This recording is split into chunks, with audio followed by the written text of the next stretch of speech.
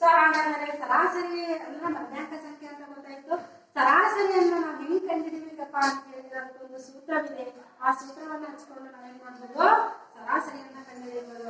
ಸರಾಸರಿ ಕಂಡುಹಿಡಿಯುವ ಸೂತ್ರ ಸರಾಸರಿ ಪ್ರಾಪ್ತಾಂಕಗಳ ಮೊತ್ತ ಡಿವೈಡೆಡ್ ಬೈ ಪ್ರಾಪ್ತಾಂಕಗಳ ಸಂಖ್ಯೆ. ಇದು ಯಾವುದಂತಂದ್ರೆ ಸರಾಸರಿಯನ್ನು ಕಂಡುಹಿಡಿಯುವ ಸೂತ್ರ.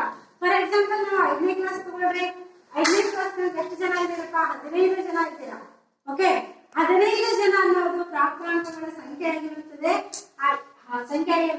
ಪ್ರಾಪ್ತಾಂಕಗಳ ಮೊತ್ತ. ಈ 15 ಜನರು ಮ್ಯಾಥ್ಸ್ ಅಲ್ಲಿ 50ಕ್ಕೆ 45, 40, 35, 30 ಹಿಂಗೆ ಮಾರ್ಕ್ಸ್ ತಗೊಂಡಿರ್ತೀರ.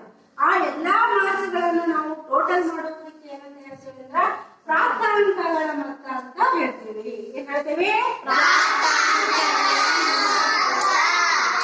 ಒಂದು ಸರಾಸರಿ ಲೆಕ್ಕ ಕಂಡಿದ್ದೇನೆ ಈಗ. 5ನೇ ತರಗತಿ ವಿದ್ಯಾರ್ಥಿಗಳ ಗಣಿತ ವಿಷಯದಲ್ಲಿ ಪಡೆದ ಅಂಕಗಳು 45, 40, 50, 35, 40. ಇವೇನಿವು ಪ್ರಾಪ್ತಾಂಕಗಳು. ಈ ಪ್ರಾಪ್ತಾಂಕಗಳಿಂದ ನಾವು ಹೇಗೆ ಸರಾಸರಿ ಕಂಡುಹಿಡಿಯಬೇಕನ್ನೋದು ನೋಡ್ರಿ. ದತ್ತಾಂಶ ತಗೋಬೇಕು ಫಸ್ಟ್. ದತ್ತಾಂಶಗಳ ಸಂಖ್ಯೆ ಎಷ್ಟು? ಪ್ರಾಪ್ತಾಂಕಗಳು 5. ಪ್ರಾಪ್ತಾಂಕ ಎಷ್ಟು? ಈ 5ಅನ್ನ ಕೂಡಿಸ್ಬೇಕು. 45, 40, 50, 35, 40 ಎಷ್ಟಾಗುತ್ತೆ? 210. ಹಾಗಾದ್ರೆ ಸರಾಸರಿ ಕಂಡುಹಿಡಿಯುವ ಸೂತ್ರ ಅದು ಸರಾಸರಿ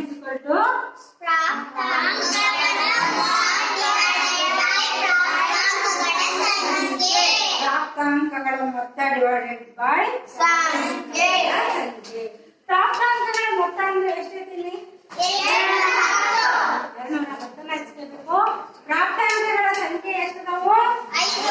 5ಅನ್ನ ಹಚ್ಕೋಬೇಕು. 5 ಒಂದೇ 5 ಎಷ್ಟೇ 20, 5 4 20, 10 ಉಳಿತು. 5 ಎಷ್ಟೇ 10, 5 ಎಷ್ಟು ಬಂದ್ ಹಾಗಾದ್ರೆ 42. ಸರಾಸರಿ ಎಷ್ಟು ಬಂದ್ ಹಾಗಾದ್ರೆ